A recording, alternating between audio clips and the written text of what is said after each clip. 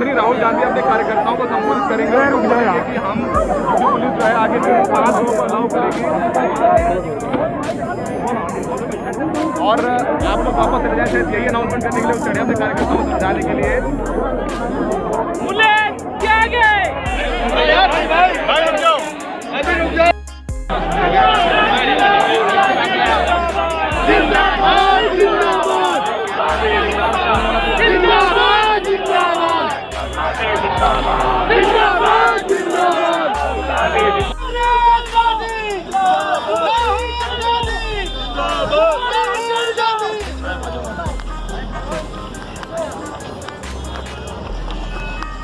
Yeah, perfect.